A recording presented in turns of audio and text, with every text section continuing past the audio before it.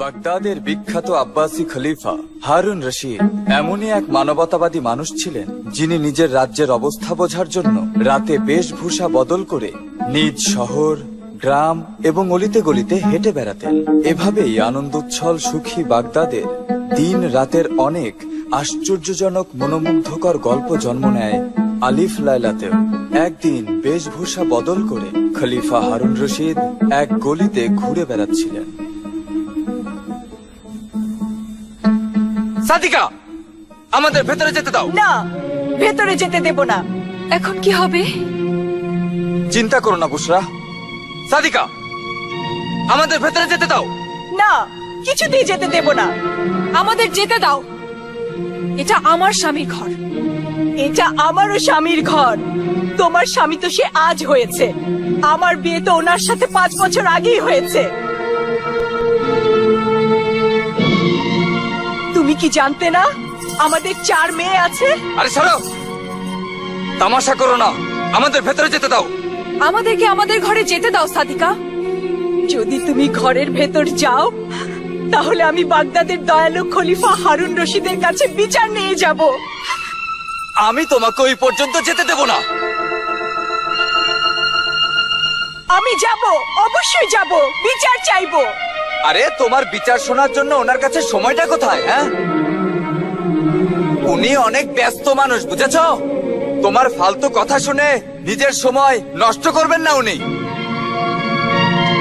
আমি আমার এই ছাড়ো। জীবন দিয়ে দেব, আর তোমার জীবন নিয়ে নেব। ছাড়ো, ছাড়ো। কিন্তু তোমাকে ভেতরে যেতে দেব না, বুঝেছো? আমি তোমাকে ভেতরে যেতে দেব না। অনেক হয়েছে, ছাড়ো। ঘরে ঢুকতে দেব ছাড়ো। না। আরে আরে তুমি ছাড়ো। ঘরে আসতে পারবে আরে, না। সাদিকা, তোমাকে ঘরে ছাড়ো ঢুকতে দেব বলছি। না। আরে, তোমাকে ছাড়ো। যেতে দেব না। থামো, আমি বলছি থামো। তোমরা তোমরা ঝগড়া করো না। কে তুমি? আমি আমিরুল মুমিনিন, খলিফা হারুন রশিদের এক বিশ্বস্ত খাদেম। উনি আমাকে হুকুম দিয়েছেন যে তোমরা সবাই দরবারে হাজির হও আর ঝগড়ার কারণটা বলো।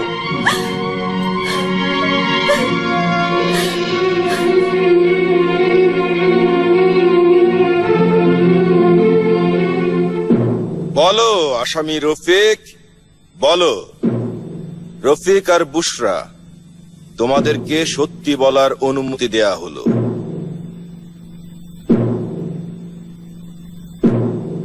তোমাদের ঝগড়ার মূল কারণটা কি? এই ঝগড়ার মূল কারণ দ্বিতীয় বিয়ে। আমার স্বামী দ্বিতীয় বিয়ে করেছেন। আমিরুল মুমিনিন। আমিরুল মোমেনিন, আমাদের ইসলামে মাযহাবে দ্বিতীয় বিয়ের অনুমতি দিয়েছে। কিন্তু কোন অবস্থায় দ্বিতীয় বিয়ের অনুমতি দিয়েছে? স্ত্রী যদি বন্ধ্যা হয়, যদি বাচ্চা জন্ম দিতে না পারে, অথবা শরীর সব সময় অসুস্থ থাকে, অথবা দ্বিতীয় বিয়ের জন্য যদি প্রথম স্ত্রী অনুমতি দেয়, তবেই স্বামী দ্বিতীয় বিয়ে করতে পারে। তুমি কি দ্বিতীয় বিয়ে করার আগে তোমার প্রথম স্ত্রীর অনুমতি নিয়েছিলে? জি না। তাহলে তুমি গুনাহগার। তুমি প্রথম স্ত্রীর উপর অত্যাচার করেছো আর মাযহাবে ইসলামের দুর্নাম করেছো। কিন্তু এটা আমার কি দোষ আমিরুল মুমিনিন? দোষ আছে হুজুর, দোষ আছে, অনেক বড় দোষ আছে। সেও আমার স্বামীর গুনাহের সমান অংশীদার। তুমি আর তোমার বাবা মা আমার কাছে কি শুনেছিলে যে আমি আমার স্বামীকে দ্বিতীয় বিয়ের অনুমতি দিয়েছি নাকি দেইনি? আর এখন আমি এই অত্যাচার সহ্য করছি আমিরুল মুমিনিন। তোমার কথা ঠিক দুঃখী সাদিকা। তাহলে তুমি দ্বিতীয় বিয়ে কেন করেছো? কারণ আমার স্ত্রীর কাছে আমার 4 মেয়ে জন্ম নিয়েছে, ও কোনো ছেলে জন্ম দিতে পারে না। ছেলে জন্ম দেয়া নারীর ক্ষমতার মধ্যে নেই, এর দায়ভারও পুরুষের। কে তাবিব হাকিম হাজি আর মসিউজ্জামান, আপনারা কি মনে করেন? আপনি একদম ঠিকই বলেছেন হুজুর। আপনার রহমতে অনেক বছর সাধনা করে যে ফলাফল আমরা পেয়েছি, তা হলো পুরুষের সক্ষমতার উপর নির্ভর করে সন্তান ছেলে হবে না মেয়ে হবে। আর এক্ষেত্রে স্ত্রীর কিছু করার নেই।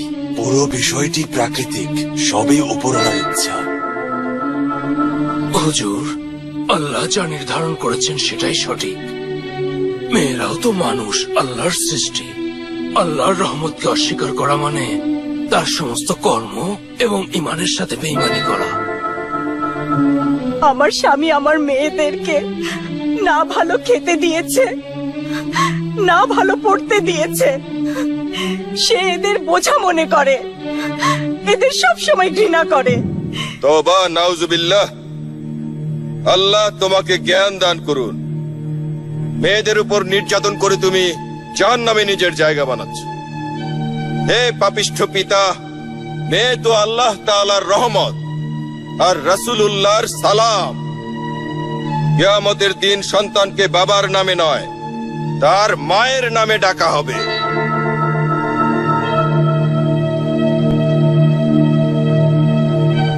কত বড় সম্মান নারীদের! মায়ের পায়ের নিচে বেহেশত। এই দুনিয়া মেয়েদের জন্যই বানানো হয়েছে। মেয়েরাই বড় বড় পয়গম্বরের জন্ম দিয়েছেন। বড় বড় ওলি আল্লাহ, দরবেশ, গোষ্ঠী প্রধান আর যোদ্ধারা মায়ের কোলেই লালিত পালিত হয়েছে।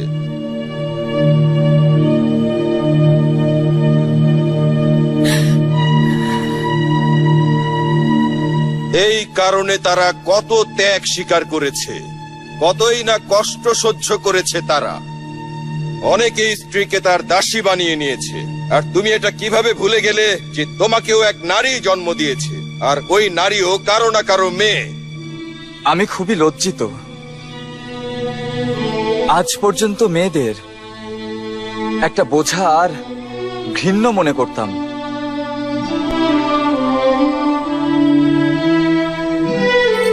আজ আপনি আমার চোখ খুলে দিয়েছেন আর আমাকে বলে দিয়েছেন যে মেয়েদের আসন কোথায় হওয়া উচিত।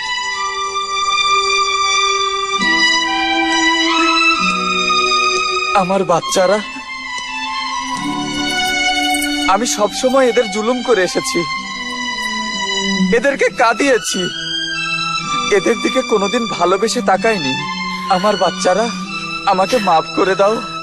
মেয়েরা তো খুব নিষ্পাপ হয়। ওদের ছোট ছোট কথা, ওদের প্রয়োজন, ওদের মনের ইচ্ছার দিকে বাবা মায়ের খেয়াল রাখা উচিত। আফসোস তো এটাই যে মেয়েদেরকে স্বার্থপর পুরুষেরা নিজেদের দাসী বানিয়ে রাখে। এই মেয়েরা ছোটবেলায় বাবা মার সাহায্য নিয়ে, যৌবনে স্বামীর ছায়ায়, আর বৃদ্ধ বয়সে নিজের সন্তানের রহমতের উপর অসহায় জীবন যাপন করে। এজন্যই আমি বলি, মেয়েরা নিজেদের শ্বশুর বাড়ি গিয়ে শুধু সেবা আর সেবাই করতে থাকে। তাই আপনার মেয়েকে অনেক শিক্ষিত করুন, ভদ্রতা করা শেখান, যেন সে পুরুষের দাসী হয়ে না থাকে। আর অসহায় জীবনে পা দিলে সম্মানের সাথে খেতে পারে। মনে রেখো, ছেলের থেকে মেয়েরাই বাবা মাকে বেশি ভালোবাসে। আমাকে ক্ষমা করে দিন হুজুর, আমাকে ক্ষমা করে দিন। ক্ষমা আমার কাছে নয়, আল্লাহর কাছে ক্ষমা চাও। তোমার দুঃখী স্ত্রী আর সন্তানদের কাছে ক্ষমা চাও। আর যাও, তোমার মেয়েদেরকে ছেলেদের মতো লালন পালন করো।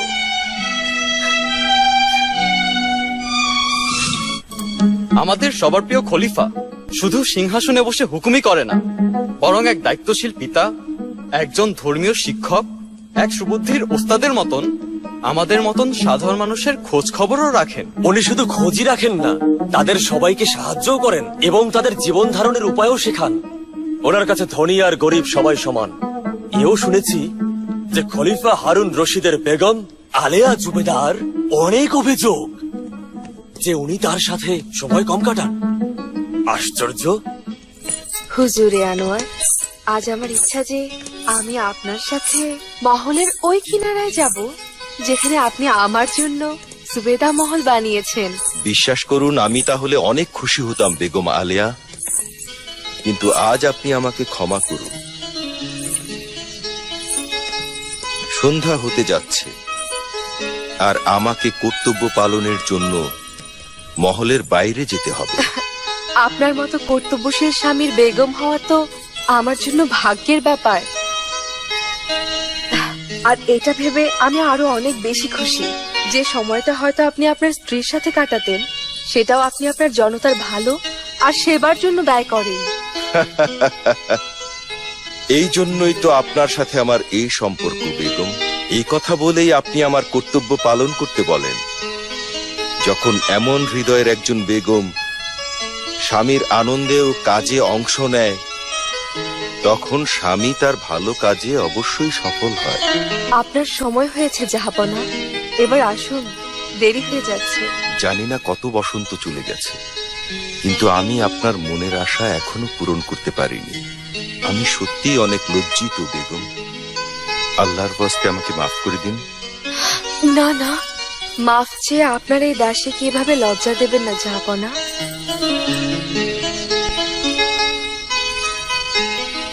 যখন বেগম তার স্বামীর সব ইচ্ছাকে নিজের খুশি বানিয়ে নেয় তখন আর তার কোনো কথাতেই কষ্ট হয় না। আর এই ব্যাপারে আমি খুব ভালোভাবেই জানি জাহাপনা, যে মানুষটা আপনার কাছে পৌঁছতে পারে না আপনি তার কাছে পৌঁছে যান। আল্লাহ হাফেজ। আল্লাহ হাফেজ আমার জাহাপনা।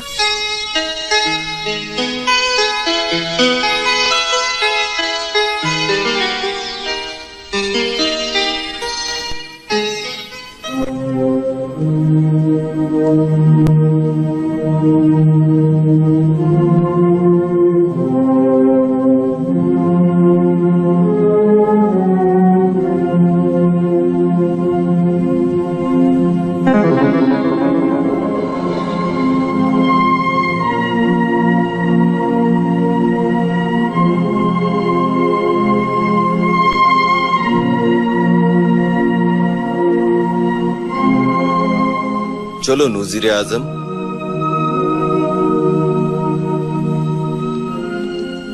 আল্লাহর নামে কেউ আমাকে কিছু খেতে দাও। এই ক্ষুধার্ত ফকিরকে কেউ কিছু খেতে দাও। আমি 3 দিন ধরে কিছু খাইনি। কেউ এই ফকিরকে কিছু খেতে দাও, নয়তো আমি ক্ষুধায় তরপাতে মারা যাব। আমাকে কেউ খেতে দাও। আল্লাহর নামে কেউ খেতে।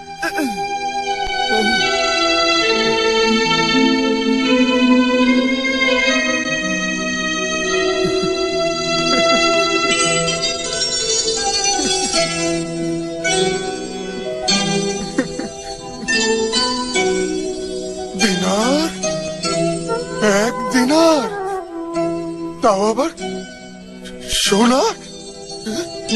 শুক্রিয়া, শুক্রিয়া আমার সাহায্যকারী বন্ধু। তোমাকে অনেক অনেক শুক্রিয়া। আল্লাহ তোমাকে সুখে রাখবে। যাও বাবা, নান ভাইয়ের দোকানে যাও আর যা মন চায় তাই কিনে খাও। পেট ভরে খেও কিন্তু। শুক্রিয়া আমার বন্ধু। তুমি আমার কত খেয়াল রেখেছো যে তুমি আমাকে সোনার একটা দিনার দিয়েছো। তুমি চাইলে আমাকে তো একটা রূপার দেড়ামও দিতে পারতে, কিন্তু তুমি জানতে আমি একটা দিনার নিয়ে আমার মনের মতো খাবার ঠিক মতো খাবো। আর এর থেকে যা থাকবে ওগুলো আমি বাঁচিয়ে রাখবো, যেন আমি অনেকদিন কিছু খেতে পারি, পেট ভরে খেতে পারি। শুক্রিয়া আমার মহান বন্ধু। তোমার অনেক অনেক শুক্রিয়া। আমার শুক্রিয়া করে আমাকে লজ্জা দিও না। শুক্রিয়া তো আল্লাহর, যিনি আমাকে উসিলা বানিয়েছেন যাতে তোমার সেবা করতে পারি।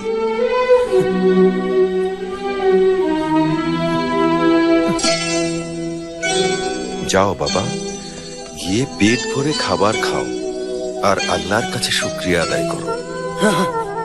যাচ্ছি, কিন্তু খাবার কিনে খাওয়ার আগে আমার একটা শর্ত আছে। তুমি মানবে ওই শর্ত? হ্যাঁ? শর্ত? কি শর্ত? এই নাও, এই চাবুক নাও আর আমার পিঠের উপর 3টা আঘাত করো। 3টা। যখন তুমি আমাকে 3 চাবুক মারবে তখনই আমি খাবার খাবো। তুমি কি পাগল হয়ে গেছো অন্ধ ফকির? না, আমি পাগল না।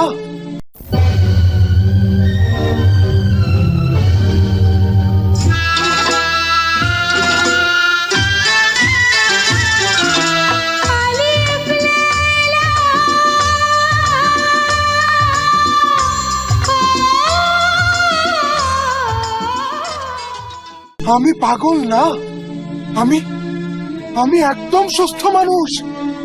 এই এই চাবুক নাও, আর আমার পিঠের উপর 3 চাবুক করে মারো।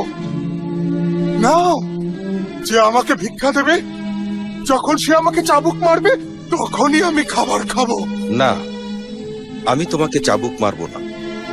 আমি আমার হাতে এই অত্যাচার করতে পারবো না। যাও বাবা, আর গিয়ে খাবার খাও। তো তাহলে ঠিক আছে, আমি কোনো খাবার খাবো না। যাও বাবা, তুমি আমাদের কষ্ট দিচ্ছ। আরে কষ্ট তো তুমি আমাকে দিচ্ছ।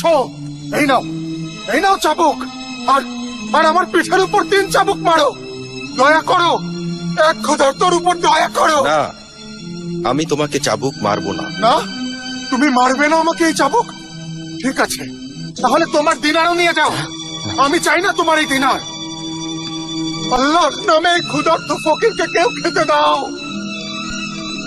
আল্লাহর নামে কেউ খেতে দাও। আল্লাহর নামে কেউ আমাকে কিছু খেতে দাও।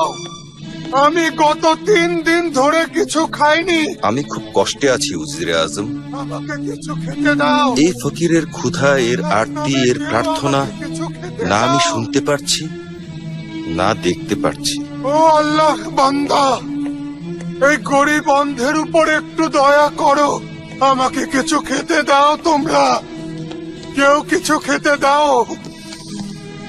এই অন্ধ ক্ষুধার্ত ফকিরকে মারতে আমি কিভাবে হাত উঠাবো? তাহলে আমি ক্ষুধায় মরেই যাব।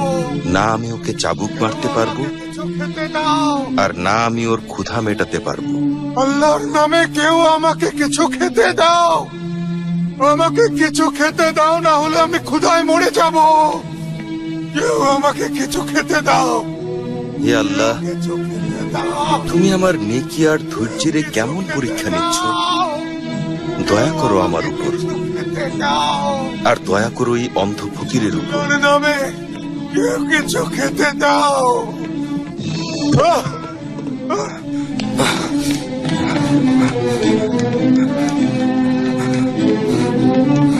আরে বাবা, বাবা, বাবা, ওঠো বাবা। বাবা, কে তুমি? আমি একজন তালেবে এলেম। বাগদাদের যে কুতুবখানা আছে, ওখানে পড়াশোনা করতে এসেছি। আরে তুমি তুমি ওই লোক না যে যে আমাকে সোনার দিনার দিয়েছিলে? হে তালিবে এলেম, আমার এই বাগদাদ শহরে তোমার জ্ঞান তো পেয়ে যাবে, কিন্তু কিন্তু এই ক্ষুধার্ত ফকিরের রুটি কখনো জুটবে না। রুটি জুটবে না এই ক্ষুধার্ত ফকিরের। জুটবে, অবশ্যই জুটবে। আল্লাহর অঢেল খাবারের এই বাগদাদ শহরে কেউ ক্ষুধায় মরতে পারে না। ওঠো হে জেদি ফকির, আমি আমি আমার এই নিষ্পাপ হাতকে গুনাহগার বানাবো। আমি তোমাকে চাবুক মারবো, আর তোমাকে খাবার খাওয়াবো। তো তো তো তুমি আমাকে চাবুক মারবে? শুক্রিয়া আমার বন্ধু, শুক্রিয়া তোমাকে, তোমাকে অনেক অনেক শুক্রিয়া। নাও নাও, এই নাও, এই চাবুক নাও, আর আর আমার এই পিঠের উপর 3 চাবুক মারো। নাও নাও নাও, মারো, চাবুক মারো, ইয়া আল্লাহ, মারো আমাকে ক্ষমা করো। মারো, জোরে চাবুক মারো, তবেই আমি খাবার খাবো। মারো। ইয়া আল্লাহ, আমি তওবা করছি। আল্লাহ, আমাকে ক্ষমা করো। মারো, দ্বিতীয় চাবুক মারো। মারো আমার নেক সাহায্যকারী বন্ধু, তৃতীয় চাবুক মারো, জলদি মারো।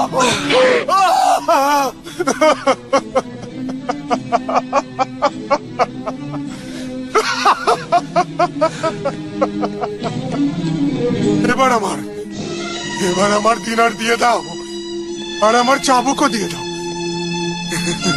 আজ আমি পেট ভরে খাবার খাবো, পেট ভরে খাবো আজ আমি। আরে চাবুকও দাও।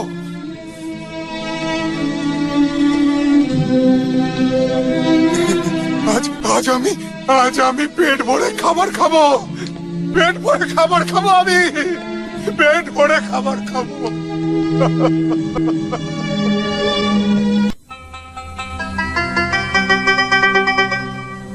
ইয়া আল্লাহ, তোমার লাখ লাখ শুক্রিয়া।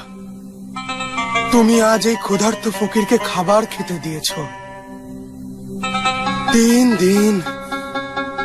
3 দিন লেগেছে, অনেক কষ্ট করতে হয়েছে আমার রুটি খাওয়ার জন্য। ইয়া আল্লাহ, আর আমার ওই সাহায্যকারীকেও সাহায্য করো তুমি। ওই ভালো মনের মানুষকে সব সময় ভালো রেখো, তার মনের সকল ইচ্ছা পূরণ করো। আমার ওই বন্ধু আমাকে চাবুক মেরেছে, আমাকে রুটি খেতে দিয়েছে। হে আল্লাহ, তার ভালো করো, তার মনের সকল ইচ্ছা পূরণ করো আমার মাওলা।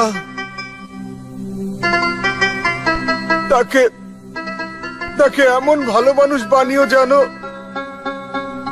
পৃথিবীর শেষ অবধি তার নামের আলো ছড়ায়। আমিন। সুম্মা আমিন। কে এখানে? কে এখানে? কে? বলো কে? তুমি কি আমার সেই বন্ধু? হ্যাঁ, তুমি কি আমার সেই মহৎ বন্ধু? হ্যাঁ, তুমি কি আমার আশেপাশেই আছো? হ্যাঁ, হে আল্লাহর শুকর আদায়কারী বান্দা, যদি তুমি অনুমতি দাও আমি তোমার পাশে বসি। এসো না, বসো, আমার কাছে বসো। আসো, বসো। আমার কাছ থেকে অনুমতি নিয়ে তুমি আজ আমার সম্মান বাড়িয়ে দিয়েছ। আমি এত সম্মানের যোগ্য নই আমার বন্ধু। আল্লাহর নজরে সবাই সমান, হে আল্লাহর বান্দা। আমার তো তোমার পায়ের কাছে বসা উচিত। না না না, হে আমার দয়ালু বন্ধু, এটাই সত্যি। তোমার এই উদারতা, তোমার এই ধৈর্য আমাকে মুগ্ধ করেছে। আমি তো তোমার পায়ের নিচের মাটির থেকে বেশি কিছু নই। হে উদার মনের অন্ধ ফকির, তোমার ব্যবহার দেখে বোঝা যায় যে তুমি মা বাবার একজন ভালো সন্তান, আর তুমি অত্যাচারী নও, তোমার মন আলোকিত। হ্যাঁ, যখন চোখ থেকে আলো মুছে গেছে তখন মনটা আলোকিত হয়েছে। জন্ম থেকেই কি তোমার চোখ এমন ছিল? আমার এই দু চোখ অন্ধ হয়ে যাওয়ার আগে আমি আমার জ্ঞানেই অন্ধ হয়ে গিয়েছিলাম। লালসা আর পাপের পর্দা পড়ে গিয়েছিল আমার চিন্তায়। হে মহৎ মানুষ, সত্যকে মেনে নেওয়া মানুষ অনেক মহৎ হৃদয়ের মানুষ হয়ে থাকে।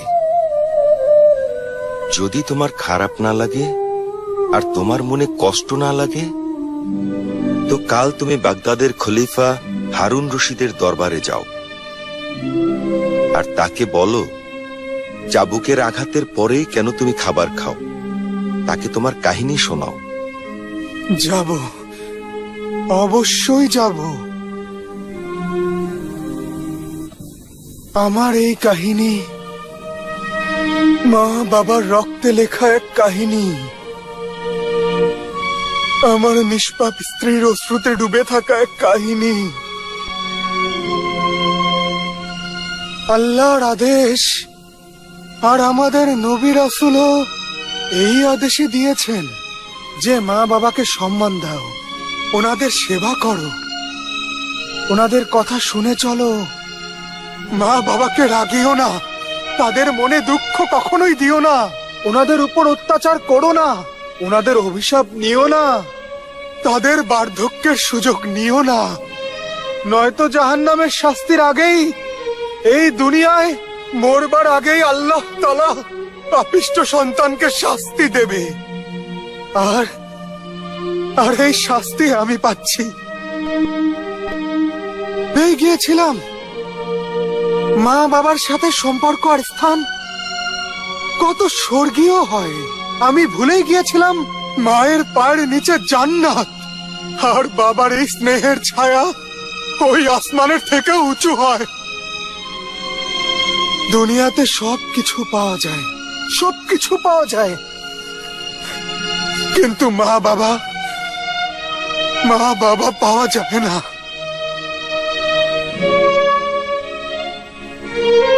আজ আমি সবকিছু হারিয়েছি, সবকিছু। আমার আম্মা জান, আমার আব্বা জান, সবাইকে আমি হারিয়ে ফেলেছি। মা বাবার উপর কড়া অত্যাচার এখন আমার সাথেই হচ্ছে। আমার নিষ্পাপ স্ত্রীর দুঃখ আমার হৃদয় থেকে ঝরছে, তার অশ্রু আমার চোখ থেকে ঝরছে। আমার খারাপ বন্ধুদের খারাপ সঙ্গ, নশ্বর পৃথিবী আর সম্পদের লালসা আমাকে পাপের দুনিয়ায় দাস বানিয়ে দিয়েছিল। আমি মিশরের বিখ্যাত খেজুর ব্যবসায়ী ছিলাম। আমের বিন আমিরের ছেলে আমি, জামাল বিন আমির। আমি খুবই সুন্দর এক যুবক ছিলাম। আমার স্ত্রী নাবিলাও অনেক সুন্দর ছিল, সেবা পরায়ণ ছিল, কিন্তু পরনারীর প্রতি আমার এই ভয়ানক আসক্তি বন্ধুদের কারণেই তৈরি হয়েছিল। একদিন আমার বন্ধু আমাকে শহরের জুয়াখানার ওই বিখ্যাত রক্ষিতা হুররার সাথে দেখা করতে নিয়েছিল।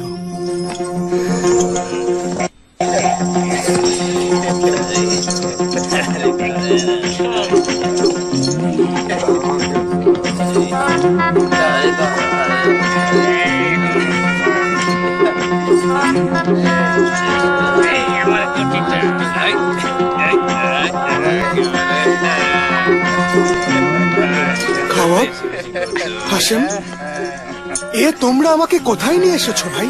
ওখানে, যেখানে নিয়ে আসা তো অনেক সহজ ছিল, কিন্তু এখান থেকে যাওয়াটা অনেক কঠিন। কেন? কারণ শহরের বিখ্যাত রক্ষিতা হুররাকে যে এক নজর দেখেছে, তাকে বারবার দেখার জন্য সে পাগল হয়ে ওঠে। সে কি দেখতে এতটাই সুন্দরী? হ্যাঁ জামাল, পড়ি সে পড়ি। তার কথায় সুরের মূর্ছনা জাগে, তার প্রেমে বাতাসও ব্যাকুল থাকে। সে স্বপ্ন চুরি করে নেয়, সে যেন প্রেমের দেবী। সে এক নেশার মতো জামাল। যাকে তুমি মন ভুলিয়ে এনেছো, সে কি মদ পান করে খাবার? না, ও মদ পান করে না সুন্দরী রাক্ষসা হুররা। যে পান করে না তাকে পান করানো অনেক সহজ, কিন্তু যে পান করে তাকে অনেক পান করতে না দেয়া আরো বেশি কঠিন কাজ আমার প্রিয় খাবার। জামাল আমার চাচাতো ভাই হয়। আমি আমার চাচা আমের বিন আমির জামালের বাবার খেজুরের ব্যবসা শেষ করে দিতে চাই। তোমার কাজ হয়ে যাবে খাবার। अलिफ लैला अलिफ लैला अलिफ लैला अलिफ लैला अलिफ लैला अलिफ लैला अलिफ